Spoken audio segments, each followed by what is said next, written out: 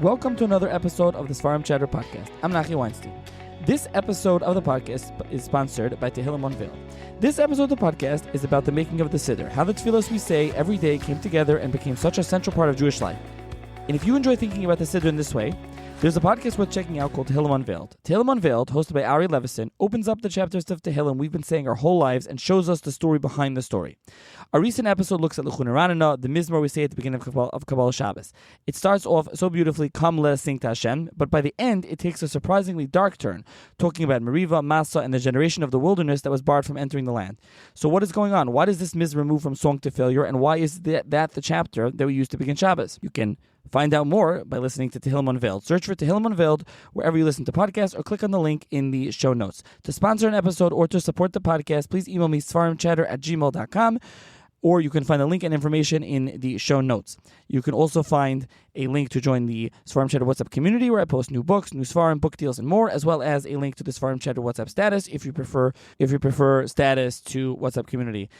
And finally, if you can please subscribe to the podcast wherever it is that you listen to the podcast, and if you can rate and review the podcast if you use Apple. And finally, enjoy this second episode about the sources of Tefillah.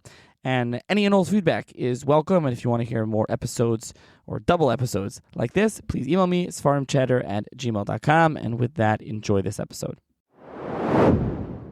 Hi everyone, welcome to another edition of the Sfarim Chatter podcast, and the second episode on this mini-series, or long episode, here with Rabbi Moshe Walter, discussing the making of the Siddur, the history, development, and halachos of the Siddur, which is his book, published by Feldheim, and this is based on that. As we did in the first episode, we went through Tefillah, going through the Siddur, daily Siddur, and we are up to Shemona Esrei. We finished off the first episode with the end of Kriya Shema and Birchas Kriya Shema, and now we'll pick up with Shemona Esrei and the rest of davening. As with episode 1, this episode is sponsored by Mordechai and Michal Newman in memory of their parents, Shimon ben Michal, Rachel bas Avram, David ben Shmuel, Cyril Mendel bas Psachia, and their neshamos should have an aliyah. And thank you, Rabbi Moshe, for joining me once again. Thank you. Let's pick up where we left off. So we left off right at the end of Birchas Kriya Shema, the post-Kriya Shema part, and now we are up to Av Shachris. Like you said, we'll discuss the Marav ones later when we get to Marav. But let's now pick up with Shemona Esrei, with Tefillah. Great. Yeah, no, this is a terrific place to start up again. Tefillah, as it's referred to today, is not the way we refer to that word in Chazal. When the Gemara says in Perek Tefillah Sashachar, and in Perek Ein Omd in the 4th and 5th Prakim Mesachas Brachos, Tefillah Mishmon Esrei.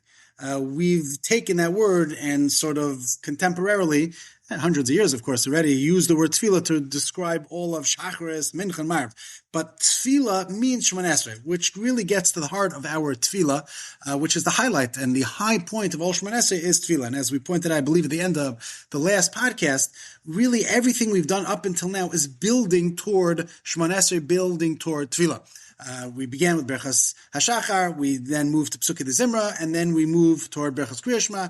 We start with Olam Hazeh, move to the world of the cosmos, and then to the world of the angels. And as we move higher and higher, and rung by rung, we are now prepared to be Omed Lefnei HaMelech. That's the way Chazal referred to Shemona Esrei, is that we're prepared to present and to plea and to speak Kaviyachal, to encounter our Creator in prayer. I will point out something very interesting, which I think gives also structure, meaning to things we've discussed up until now and moving forward. We refer to it as Shemona Esrei. Shemona Esrei, which means 18 brachos. That's the amount of brachos that originally existed in Shemona Esrei. If you take a look, that's not the way Chazal refer to it. They refer to, as I just pointed out, as Tefillah. They don't refer to Shemona Esrei. Shemona Esrei is the amount of brachos. Why did Shemona Esrei become such a critical way to refer to this Tefillah? So the truth is, if you take a look throughout Tefillah, the number 18 plays a very significant role. The Rambam actually writes that there are Shemona Esrei brachos and Berchas HaShachar. It's a question how you exactly count the 18, but there are 18 Berchas HaShachar. There are 18 psukim in Yichvod. There are 18 times Hashem's name is found in Shema, Vayim Shmoa, and Vayomer. There are 18 times that the Shem Hashem is found in Az Yashir. So 18 is a very critical word in Tefillah. 18, of course, is Chai, Yud, and Ches. Yud is numerically 10, Chai is Ches is 8, 10 plus 8 is 18, and therefore the 18 is a very significant number. So therefore, we are sort of sandwiched from Birchas Kriya Shema to Shmon Esrei with that number 18, and therefore the goal, the purpose, the focus of Tefillah is Chayim, that we should have life, we should have a significant life. So when Tefillah was established again by the Anshe Knesset Gdolah, and this we know absolutely, certainly from the Gemara Maseches Megillah, that the Shimon Apikuli essentially established what we know as Tefillah, the 18 brachos, and that he did post the Anshe Knesset Gdolah. So therefore, the Shmon Esrei that we are reciting are the words of the Anshe Knesset Gdolah. The debate becomes, and this is a debate between the Rambam and his son the Tur on the one hand, and the Avudraham and the Rashba on the other hand, are the words that we recite in Shmon Esrei identical to the words that the Anshe Knesset Gdolah established? If you take a look at the Tur and in the Rush, they say that these words cannot be tinkered with in iota. And that is from the Chachmei Ashkenaz and the Chasidei Ashkenaz, the Rokeach, Rabbi Yehuda Chassid, is that the power, the intensity, the intent, and the kavanas that were put into the words of Shemona Esrei were from the Anshe Knesset Gdolah, and therefore you cannot move them, you cannot tinker with them, you cannot change them. On the other hand, the Rashba and the Avudraham, right? It's not true. There are words that are added, and the numerical value isn't as significant as it's pointed out by the Rush and the Tur, and therefore other words can be added. This is actually the source of much of the debate between Nusach Ashkenaz and Nusach Sfard as to the word count. Are the word count and the numbers, as the Tur and the Rush have it, specific and exact the way that Anshe Knesset Gdolah establish it, or can we change? This is a general question, the Siddur in general. I would argue, and in the Sefer, and the Making the Siddur, I do, that the Rashba and the Avudraham have won. And certainly that's the case that can be made because we have other nuschos. You have Nusach Sfard, you have Nusach Agra, you have Nusach Ashkenaz, you have Sfardi. Within Sfardi, you have multiple different dialects and nuschos, and therefore words and numbers were added. Therefore, when Shmon Esrei is recited, depending on your nusach, you certainly are tapping into Anshe Knesset Gdolah. And the Gemara Maseches Megillah, in the beginning of the second parak, explains to us the order of the brachos in Shemona Esrei. So therefore, the brachos that are being recited in Shemona Esrei, there is a rhyme, a reason, a logic to the Seder and to the chronology, why it's called the first bracha, the second bracha, the third bracha, the fourth, the fifth, the sixth, the seventh. Chazal and the Gemara and the Amoraim explain to us what Anshe Knesset Gdolah did between Bayis Rishon and Bayis Sheni. Ezra Sofer was the establisher, the founder. Shimon Abikuli, the Gemara says in Maseches Megillah, later concretized it because it was forgotten, but certainly these 18 blessings, these 18 brachos, which compromise Shmon Esrei, are very, very important, and they are the foundation of everything that we're doing in Tefillah. Reforeinu, Baruch Aleinu, Ashiv Shofteinu, Modim, Avos, Guros, Kedushos Hashem. All of these different brachos really are the way that we connect to HaKadosh Baruch Hu, request from HaKadosh Baruch Hu. So these are the 18 brachos. Of course, if you take a look in your Siddur, you don't have 18 brachos, you have 19. Where did this 19th bracha come from? And this really, it slaps in the face of a lot of what we've discussed. You can't change, you can't add. Where did that come from? So the Rambam writes succinctly, and it's based upon the Gemara Maseches Brachos, that in the days of Rabbi Gamliel, the great Rabbi Gamliel, he saw that the heretics, the Lamalshinim, the Mishumadim, the Rishayim were giving the Jewish community terrible, terrible pain and agony and suffering, and anti-Semitism was really something that was significant, both from the inside and from the outside. And the Gemara says that Gamliel was looking for somebody to establish another bracha. Amad Shmuel HaKatan, al Raglav Shmuel HaKatan stood up, and he was the one who enacted the bracha that we have of Vila Malshinim, or potentially Vila Mashumadim, based upon a debate and a machlokes and uschos. And you will take a look, by the way, I'm sure Nachi, as you're always interested in the dialect and the words that were used, there's great debate and great significant differences between one siddur into the next siddur.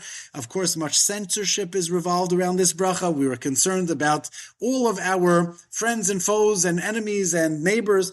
What should we say? How should we say? Vila Malshinim, Vila Mashumadim, who are we referring to? What's the reference to? I will point out there's a fascinating Rashi, which is censored also. I refer to it in a footnote in my book, that this bracha was enacted shortly after none other the introduction of Yeshu HaNotzri.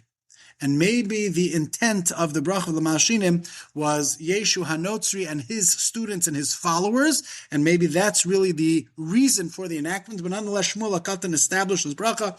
It was wholly accepted by Rabbi Gamliel, who was the Nasi, it became part and parcel of Shemon Esrei. We still refer to it as 18 brachas, but it's the 19th bracha. And Malshinim was written by Shmuel HaKatan at the behest and the request of the great Rabbi Gamliel, and it became part and parcel of Shemon Esrei. Has equivalence to the first three brachas. It has equivalence to the latter three brachas. It's a significant bracha. It's an important bracha. And as I pointed out, the only debate is in the nusach, the style, the dialect, the words that should or should not be used. Take a look in different Siddur and you'll point that out. But nonetheless, again, here we do begin to appreciate another time, certainly the establishment, the development, the origin of Shemon Esrei, beginning with the Anshe Knesset Agdola. It was forgotten. Shimon Hikuli reestablished it. And then later in the days of Ron Gamliel, we added one other bracha, and that was written by Shmuel HaKatan, in order to make sure that we're addressing these Lamalshinim, these Mishumadim. That is Shemon Esrei. Bekitzer, of course, take a look in the chapter. I can't tell people enough. If there's one chapter to read Shemon Esrei, because it really gets to the heart of the issues that we're discussing in terms of development and origin. As you mentioned there, it's a good place to point out, this two little mini-series we're doing here and your book is not busy with nitty-gritty with Gersayas. Obviously, there's many different variations amongst the Siddurim and the different Nuschayas about which Girsa, which exact Nusach to say something, the wording or the grammar. That's not exactly something that we're discussing here, just to point out. What about additions during davening? So, Tefillah for Achela and Refuenu, or when we say Anenu or Nachem, or things that we add from time to time in davening. And also, of course, Yalviava and Alanisim and Bimei Matasyo, Bimei Mordechai, and so on. Yeah, very good question. Important question. I will point out a fascinating Aruch HaShulchan. Probably people are not familiar with it. I do refer to it, I believe, once or twice in the book. The Aruch HaShulchan was a staunch opponent and a fiery rant of the Aruch HaShulchan, where he strongly opposes regular additions into Shema Kolein. If you take a look at many Siddurim from the last number of years, they added in a built-in tefillah to Shema Koleinu. So, of course, this already existed 100 years ago in the time of the Aruch HaShulchan, and prior to the Aruch HaShulchan, because he rants about it. Nobody has the power to add something to Shemon Esrei. And he says the Shemon Esrei is the Shemon Esrei is the Shemon Esrei. If Nusach Ashkenaz, Nusach Sfard, the Machlok is the Torah and the Rush against the Abu Jam and the Rush, but that is granted. But all of a sudden to start building in something extra contemporarily into Shemon Esrei, that you start davening for tshuva and for tefillah and for averos, and you'll take a look in Shema Koleinu. That Nachi, the Aruch HaShulchan, was very much opposed to. The Rabbi Ephraim Zalman Margolius is also staunch opponent of such a thing. However, when you refer to in terms of Alanisim, Yalav Yavo, Hamelech HaKadosh, those additions are all Talmudic, and those additions all go back again to Anshe Knesset Agdola, so much so that the Gemara says, and we pass in this halach, if somebody says during a Sesame Tshuva, Hakel HaKadosh, instead of Hamelech HaKadosh, you did not recite Shemon Esrei properly. You have to go back and recite it again. Yalav Yavo, Alanisim are all significant additions, important additions. We'll refer to as the Me'en Amora. Even Rosh Chodesh, if Yalav Yavo is not recited Shachos and Mincha, you have to go back because it becomes part of what we refer to as the Matbeya HaBracha, part of the essential bracha that's made on that day. It's true at Tefillah Shabbos, Tefillah Yom Tov, Tefillah Rosh Chodesh, Tefillah the Rabbanon of Chanukah and Purim. Alanisim, of course, is not as significant. It was not ordained to be recited in the same significance as Hamelech HaKadosh, Hamelech HaMishpat, or as Yalav Yavo. And of course, if somebody forgets, Alanisim, Shemon Esrei is not repeated because it's Takanas Gaonim, it's not Talmudic, and therefore Alanisim does not have the same weight and the same teeth as Yalav Yavo. People should be familiar with that, and that, of course, is the nafkamina, the basic difference between why Yalav Yavo one does have to go back if it was not recited, if it was forgotten, as opposed to Alanisim, which one does not. So again, the weight and the significance of the halacha very much depends upon the import and when the tefillos were initiated. So because Hamelech HaKadosh, Hamelech HaMishpat, because Yalav Yavo are tefillos that were nisakein earlier and are Talmudically based, therefore one does go back if they were forgotten, as opposed to Alanisim, which is a later Takanas Gaonim, and therefore if they're forgotten, one does not go back and repeat Shemon Esrei. Another reason why the history, understanding the history, knowing the history is important. Absolutely. Absolutely. Okay, one of the goals in writing the book. Before we get to Chazar Shots, one more thing to mention is Hashem's Fasai Tiftach and Alekai Netzar, the beginning and the end parts, and also Kishem Hashem, I guess. But even though that's for Mincha, we're not at Mincha, but they can throw it in we there can now talk already. about a Mincha, time permitting.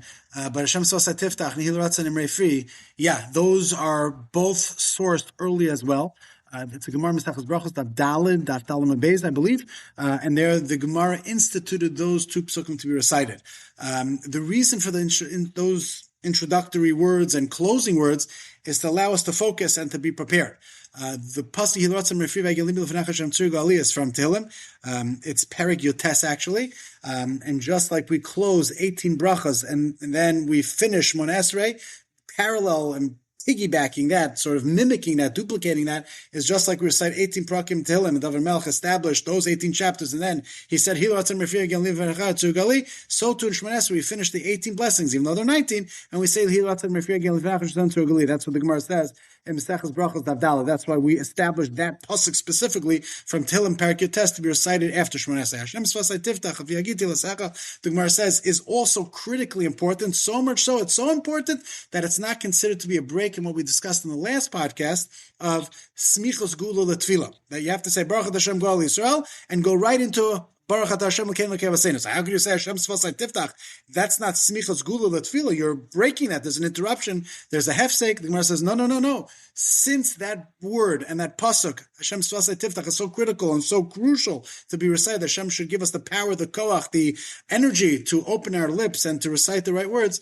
It becomes a geula arichta, becomes an elongated redemption, and Hashem Sfasai Tiftach should be recited. It's critical to be recited. It's very important to be recited, and that is Bekitzer and a kernel. Hashem Sfasai Tiftach and Yehil Ratzon Refi. Chazaras Hashatz. Chazaras Hashatz. Okay, this again also is something we could talk about for quite some time. It's probably people's least favorite part of davening, Chazaras Hashatz. You have to daven mincha in Lakewood or in Yeshiva Minyan. But we'll get to that also. So we'll get to that also, exactly. Hechi Kedusha, we'll talk about that, certainly. But if you feel that it's the hardest part of Tefillah, don't feel bad, because a lot of people felt that way. And even the Zman of the Rishonim, the Balabatim asked the Rambam, we want to cut out all of Chazaras Hashatz. We had enough. People know how to daven already, and that's the reason that Chazaras Hashatz was instituted, is because people didn't know how to daven, they were illiterate, and therefore we needed to be motzi them in tefillah. They didn't know how to daven, they didn't know how to read, they didn't know how to write, and therefore Chazaras Hashatz was instituted for the Amaratzim, for the unlearned individuals, to be able to be yotzei the mitzvah of tefillah, and the Shlech Tzibur would fulfill their obligation through the Chazaras Hashatz, the repetition, Shemon Esrei. They would say, Amen.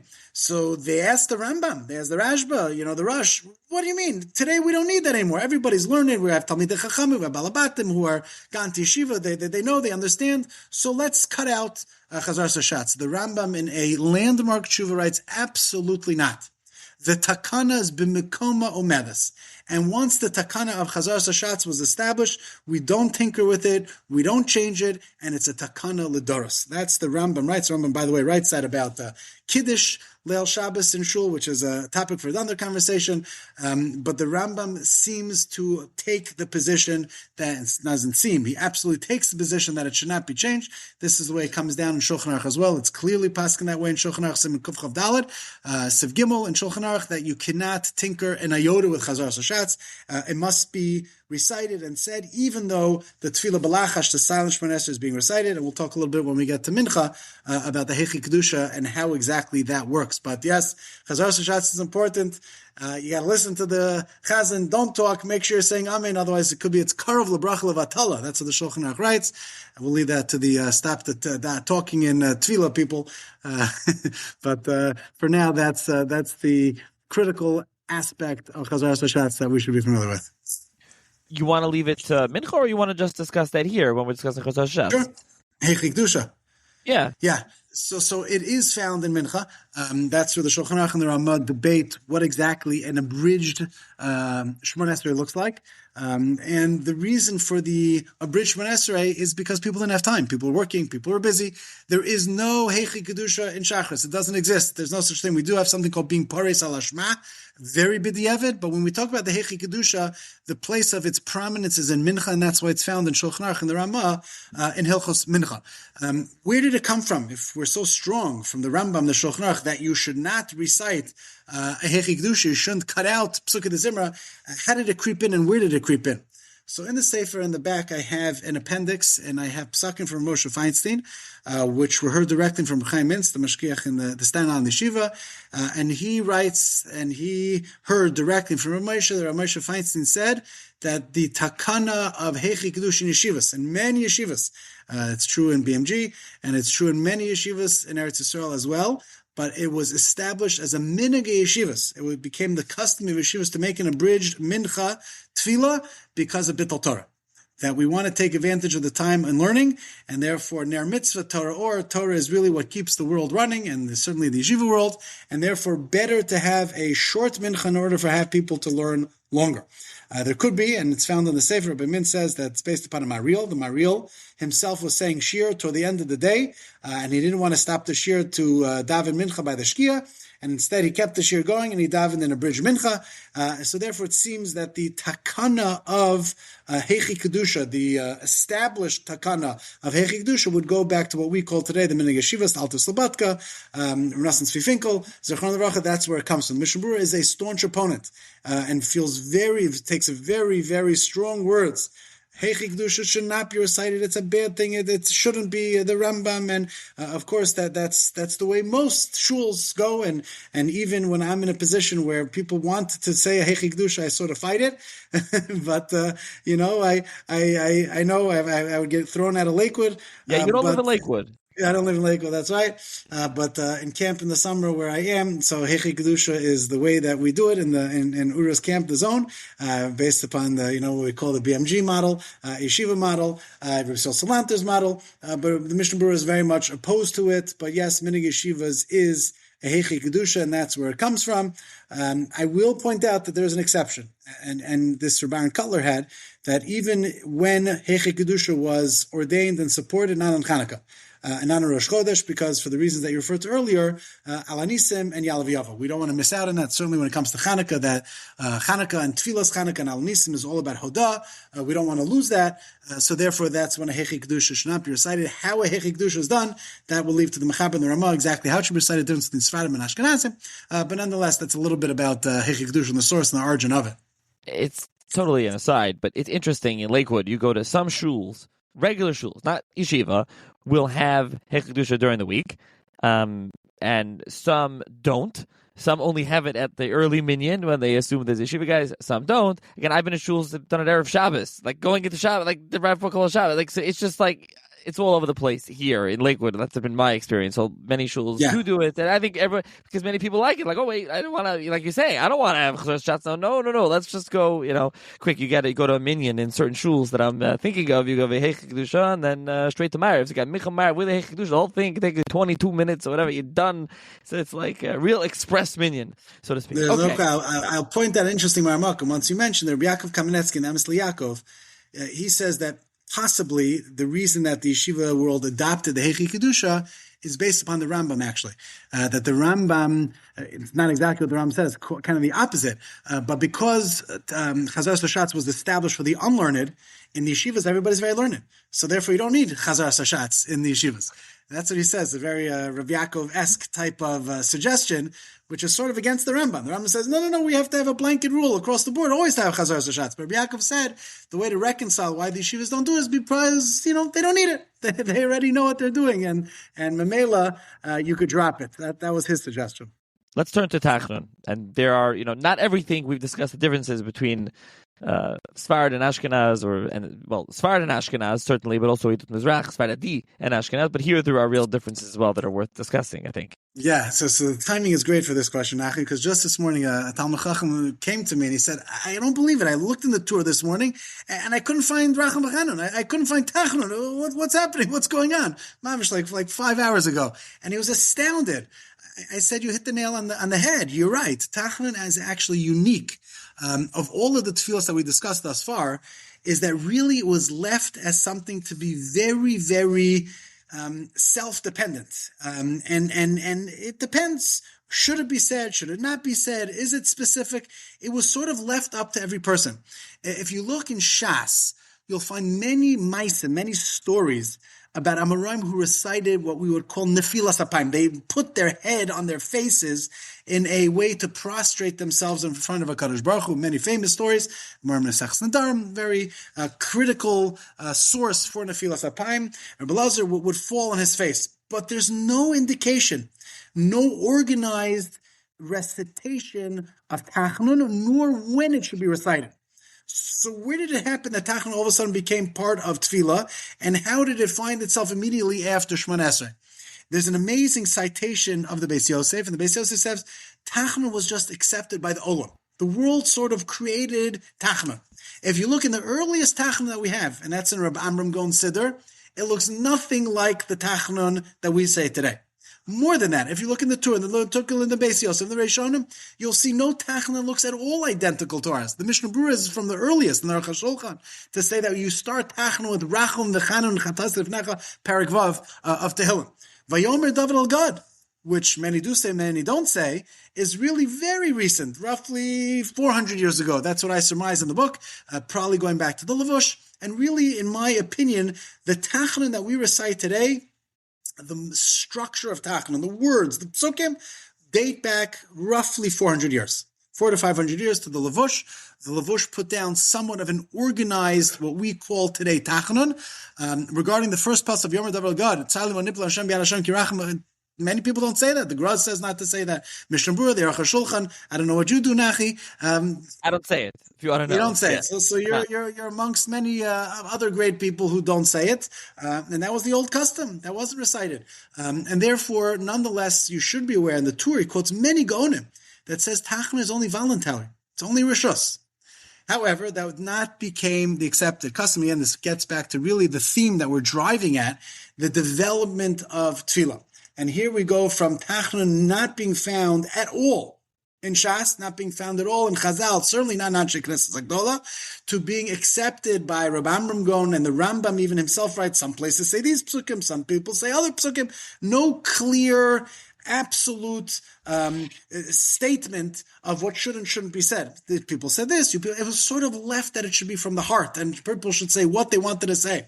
And it slowly developed, moving generations and generations until we got to the Lavush, the Matan Moshe, the Marshal, who started putting together a more organized Seder Tefillah. Because we're shvach, we're weaker people. People used to say what they wanted, how to say it, and they had meaning.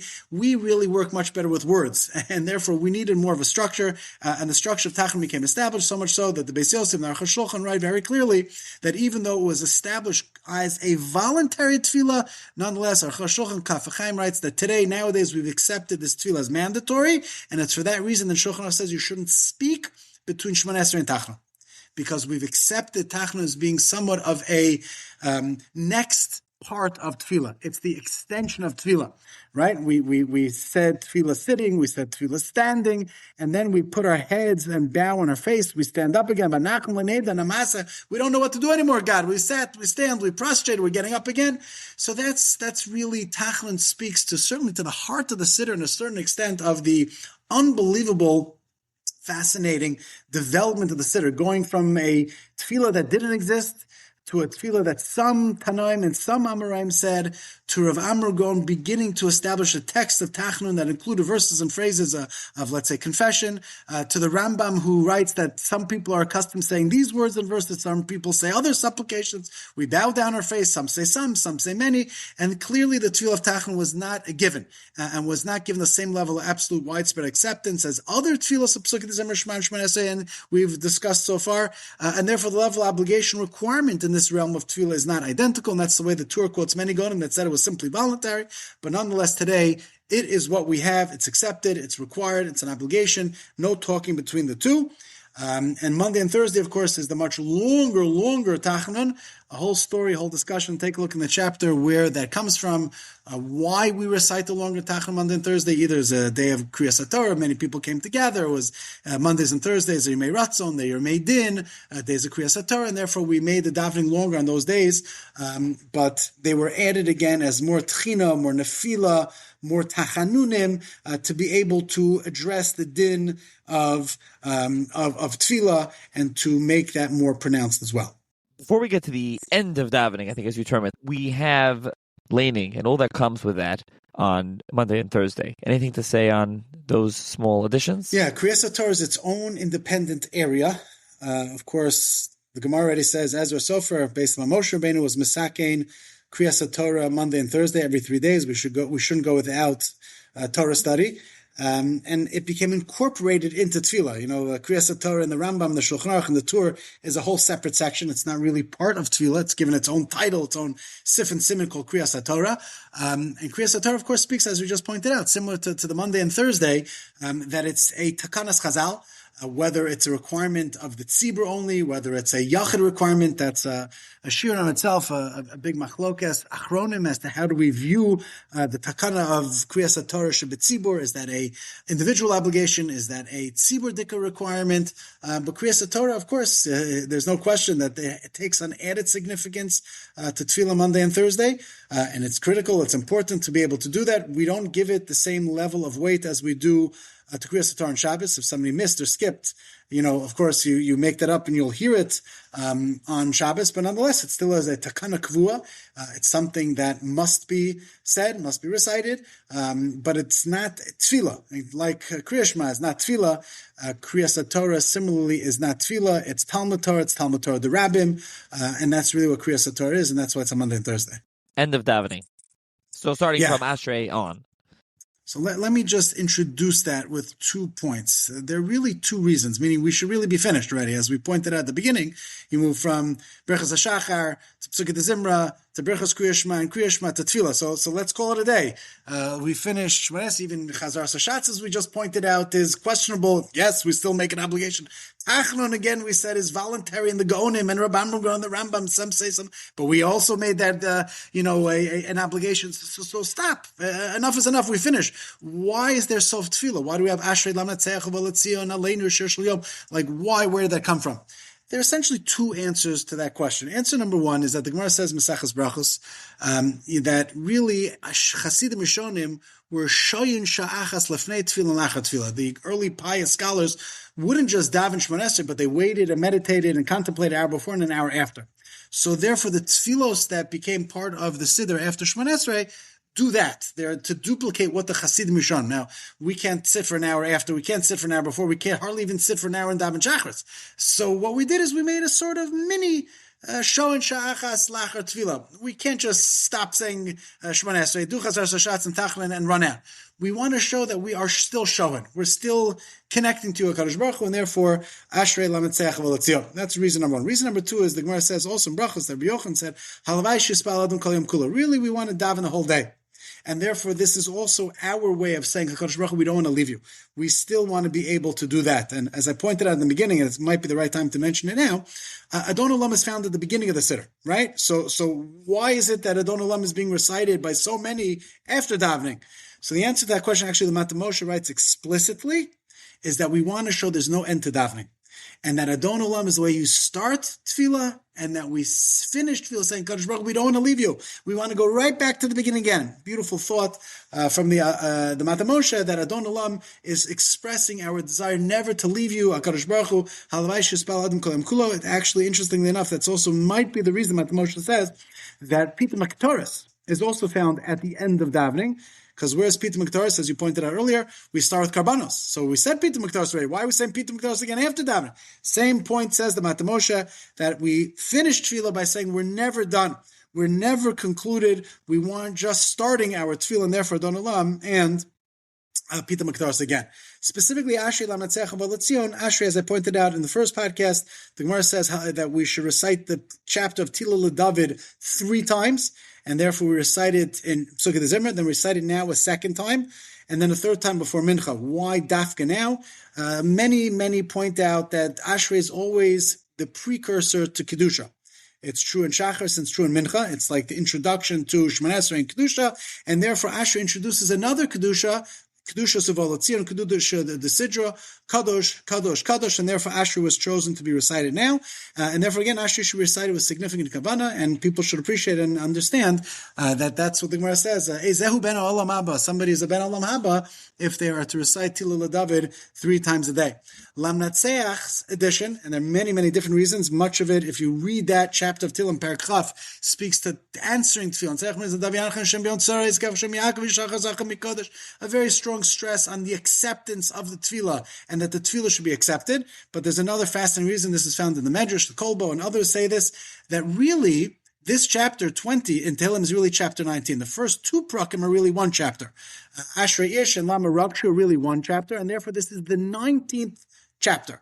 Why 19? So of course, as we said earlier, 18 is the critical number in Tefillah. It's Shmon Esrei, it's the amount of Berachas HaShachar that we say, it's the Psukim and Yichvot, 18 Askaros and Shmon Esrei, the 18 times we say Shem Hashem and Az Yashir, so therefore it's 18.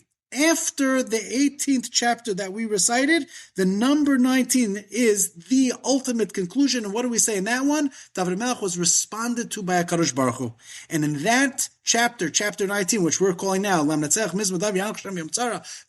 responded to. HaKadosh Baruch Hu says, I'm going to respond to your tefillos. So too we institute the recitation of this chapter, say after Shemon Esrei, the 19th chapter of Tehillim is being recited to show that our tefillah of Shemon Esrei will be responded to as well. A very beautiful idea that's the reason for Lam Natseach, that our tefillah is accepted, will be accepted, just like David Melech's tefillos were accepted in the first 18 chapters, and then he was responded to in the 19th, and what we call the 20th, so too our tefillah should be responded to as well.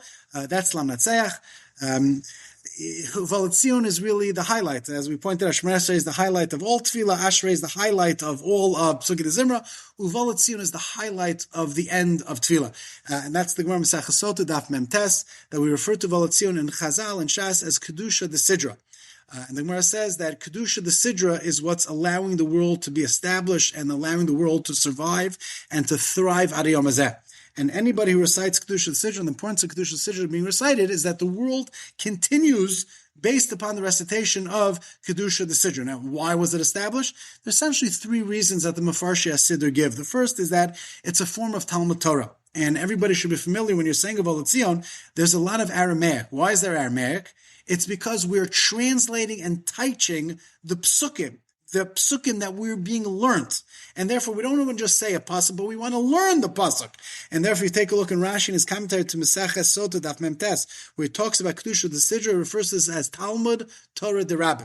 The scholars, the unlearned will all recite this as a form of public communal Torah study.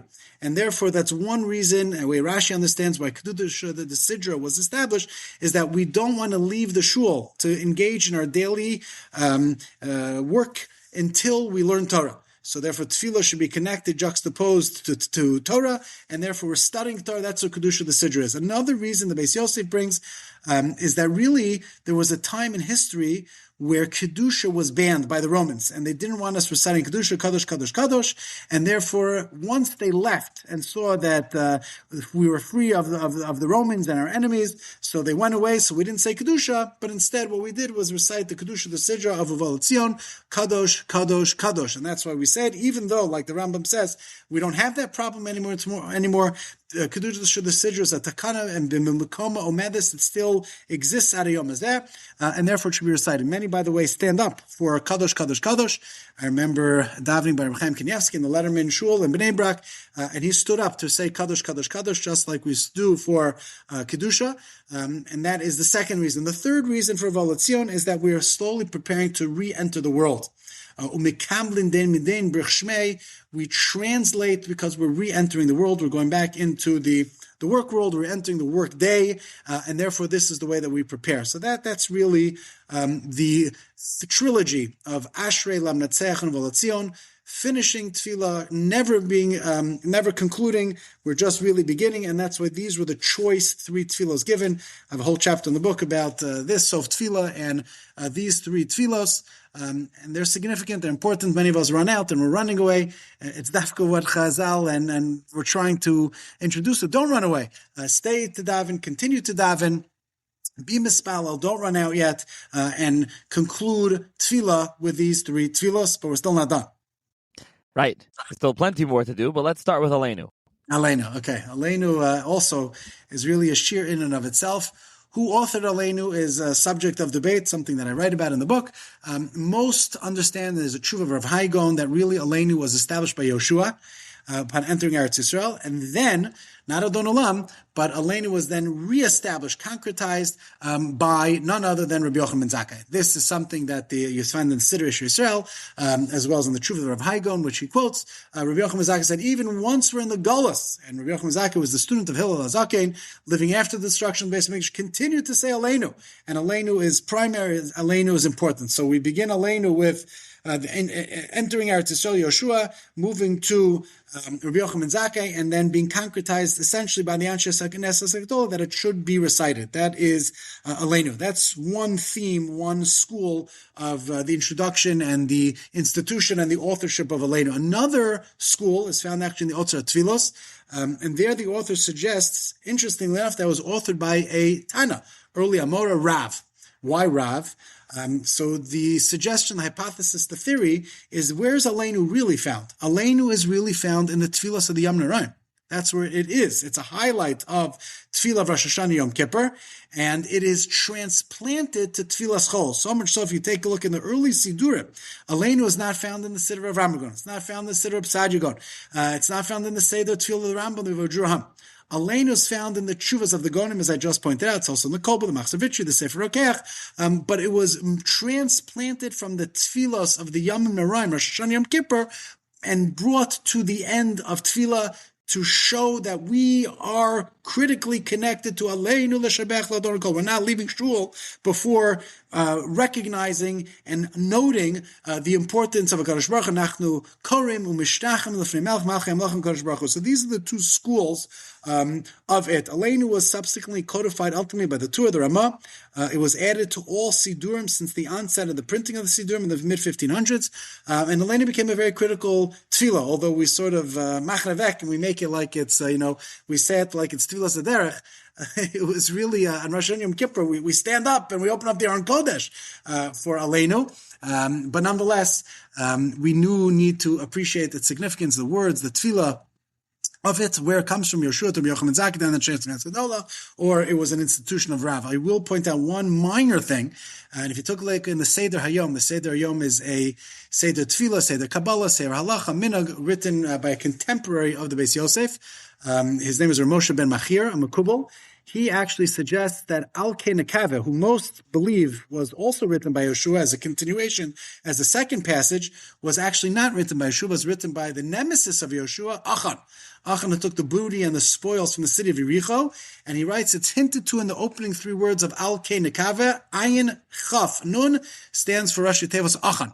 And that is the Seder Hayom's suggestion that it was written by Achan and it made it into the Siddur. By the way, note that although in Rosh Hashanah we say Aleinu and Al-Kain and Nekaveh, on Yom Kippur we only have in the Machzor Aleinu and not Al-Kain Nekaveh, but Aleinu, of course, is very important. And then we conclude with the Mizmor Shir and the Shir Shal Yom, Shahayu Omrim Bebeis HaMikdash, and that's something, again, that dates back to the Beis HaMikdash. Every day had its own specific Seder of a Mizmor that was recited, and that is how we ultimately, finally conclude Tefillah Shacharis as we move from section to section, point to point, place to place, going up and then landing and coming back to earth. Hashem Swasai Tiftach, completing Tefillah, Sof Tefillah, Aleinu, and the Shir Shal Yom. Yeah, and there are sometime editions like Barchi Nafshi, which again, Nusach HaGra doesn't say. I think Nusach HaGra, I think everyone, if the Nafim have got the point already, like the editions, Nusach HaGra, the ground's like out. So that's those. I think many people don't realize how much they would enjoy Nusach HaGra because the Gra cuts so much out of the Siddur. The Gra is the shortest davening. The Gra limited, obviously, everything from the Siddur, cut everything out of the Siddur that doesn't date back to Anshe Knesset Gedolah, the early Paitan Gaonim and. But that's something that people should be aware of, familiar with. There's a whole chapter in the book about Nusach HaGra, which is actually one of my favorite chapters.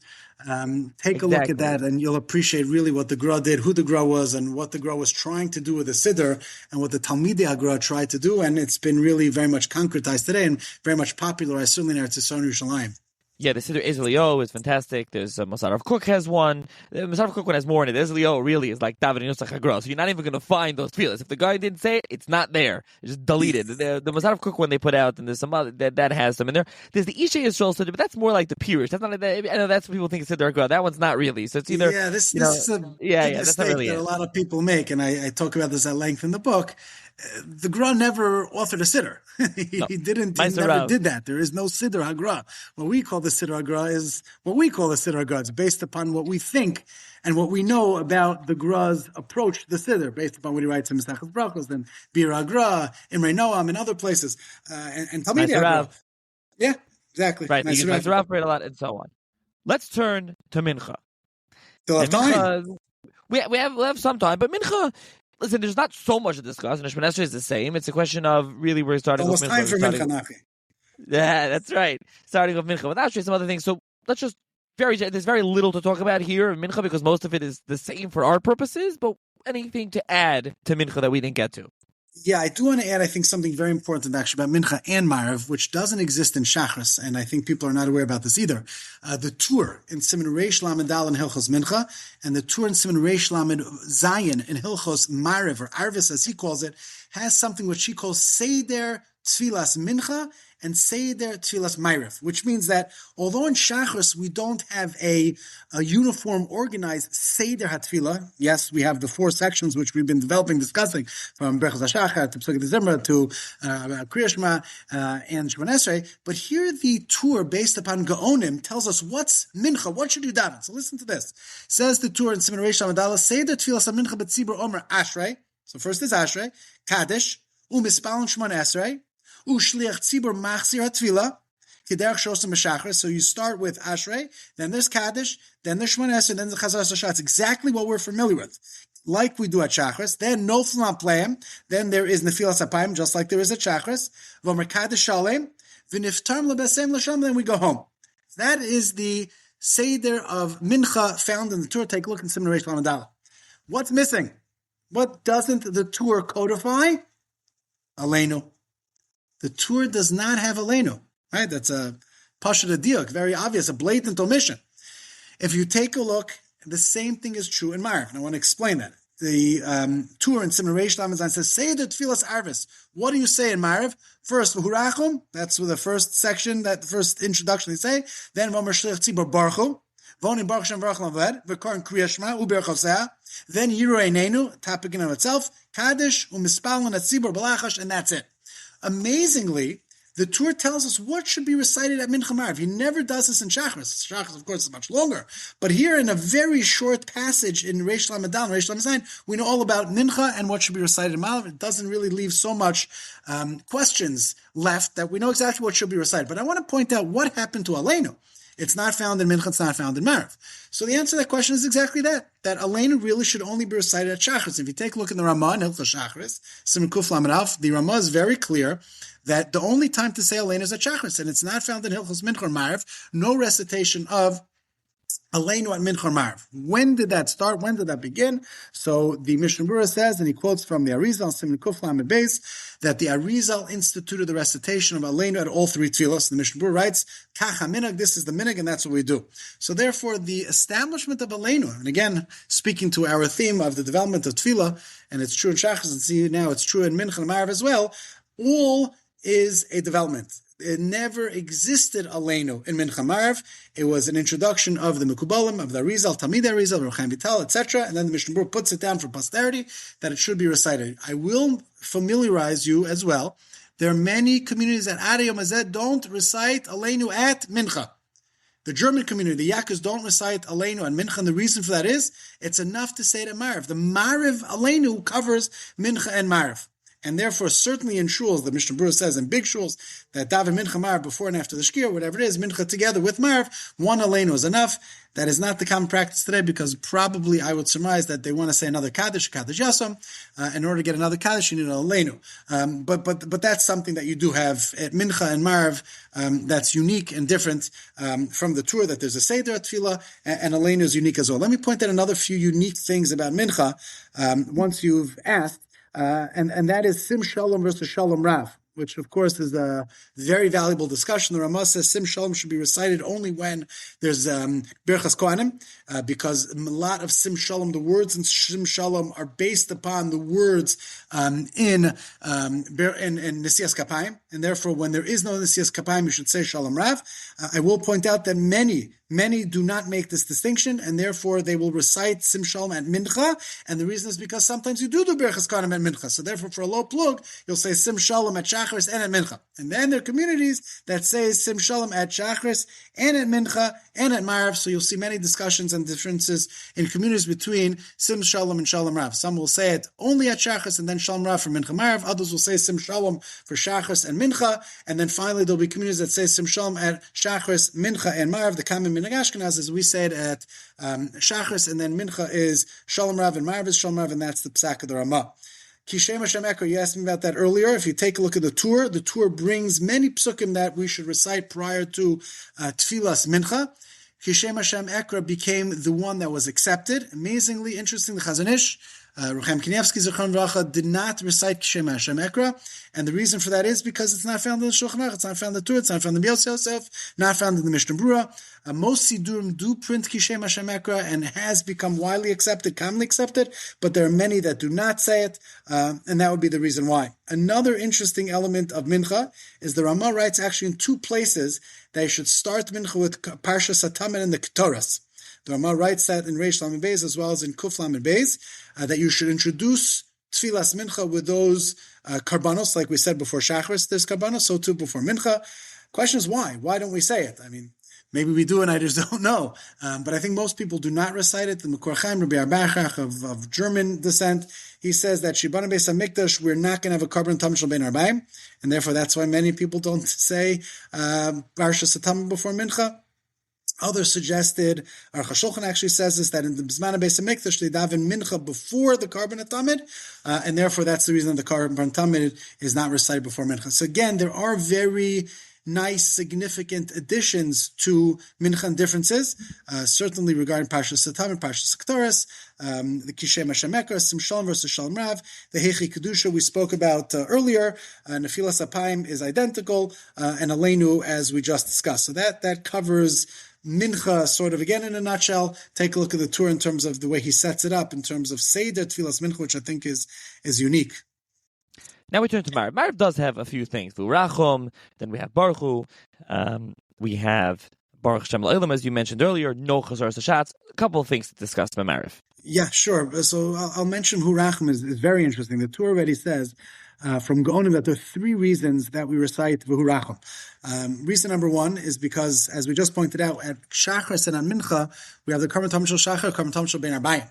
So there were karbanos. Marav is Keneged Evarm Pedarm. It's Keneged the leftover, the sinews, fats that were left over in the base of Mikdash. So there is no kapara per se of a korban. So therefore, what do we say? V'hu rachum yechaper avon v'le'ashkas. That a Kadosh Baruch Hu himself should be mechaper, should atone for our sins, since there is no korban. That's reason number one. Reason number two that the Torah brings is that used to be the time prior to Marav that lashes, malchus, were initiated, were executed, and therefore that's the reason we say the pasuk V'urachim, because V'urachim was recited when malchus were executed, and therefore to commemorate, to memorialize that, we say it as well. Third reason, which piggybacks on the latter reason, is that there are 13 words in V'urachim. V'hu rachum yichaper avon v'lo yashches v'hir b'lahashiv apa v'lo yorkol chamaso. Before Hashem Hashem Malchinim Yom Kreinu, that's a pasuk in Tilim Perek Chaf. There are 13 words. We say it, therefore, 3 times. 13 times 3 is 39. We don't have the custom to say it 3 times, but 13 times 3 is 39. Again, in order to commemorate, to memorialize, to duplicate the malchus that were given, the lashes that were given. So therefore, V'urachim was chosen specifically for the 13 words. You cited 13 times to commemorate the 39. V'urachim is widely accepted. It's brought by the Torah, as I just pointed out, in his Seder Tfilas Arvis in Simulation Lamed Zayin. Seder Tfilas Arvis Omer V'urachim. V'tiknu lomar lefi shebeshachas mincha. There's tmidim shemechaper and at Marav we don't have that, and therefore the Torah explains that that's the reason why. That is at the beginning of Marav. The end of Marav is, as you pointed out, Baruch Hashem Le'olam Amen V'Yamin, and that's also very important and interesting to understand why that became part of it. It's not found in the Gemara. Tosfos Maseches Brachos Abdalet explains that it used to be, and the Torah quotes this as well in Hilchos Arvis, that it used to be that there were batei knisios, the shuls used to be in the fields, in the sados. and therefore, since people were afraid to walk home alone, or people didn't have enough time, they would say a quasi Shmona Esrei. As we pointed out earlier, there are 18 times that Shem Hashem is found. There's 18 Askaras in Baruch Hashem Le'olam Amen, and therefore it's a quasi sort of a synopsis of Shmona Esrei, and therefore that's what they said. And again, as we pointed out earlier, even though today our Bate Knisios are back in the cities, but as the Tur points out, the Rambam points out, the reason that we kept it is because Takana b'Mekoma Umedes. We should continue to say Baruch Shem Le'olam Amen because we instituted it for that reason. Even though that reason no longer applies, we still do recite it. Of course, however, in Eretz Yisrael, as well as Nusach Hagras, we just noted, they do not recite Baruch Shem Le'olam Amen. The Vilna Gaon did not recite Baruch Shem Le'olam Amen. It's a issue regarding Smichas Gula L'Tefillah. We don't need it anymore. It's not necessary, and therefore the Minhag Eretz Yisrael and the Minhag Hagra is not to recite Baruch Hashem Le'olam Amen Ve'Amen, and that's the reason of Tosfos, the reason of the Gra. A independent siman in Shulchan Aruch, and this is what the Tur points out as well when he talks about a Seder Tfilas Arvis, is that we do not have Chazar Sashatz, and that's what makes Marav unique from Shachris and Mincha. And the reason for that, of course, is, as the Rambam writes in Tshuva, as does the Rashba, it's codified by the Tur and Siman Reish Lamed Zayin, that Tfilas Marav was established as a Rishus. It was established as voluntary. And even though today the Rishonim said that Asua Kechova, we establish it as mandatory, nonetheless, bottom line, it does not require a Chazar Sashatz, because ultimately and fundamentally and primarily the institution came as a Rishus, and therefore we did not make Heim Tiknu. They did not establish Chazar Sashatz to go with it, and therefore, because essentially, fundamentally, it's not a Tfilas Chova, it did not come along with a Chazar Sashatz. All the things that I'm mentioning regarding Mincha Marav, you could take a look, you'll find them in the Tur, in the Beis Yosef, in Hilchos Tefillah, and Hilchos Arvis. Again, more to say, more to talk about, but nonetheless, these do point out, I think, some of the interesting, unique elements, both of Marav as well as Mincha.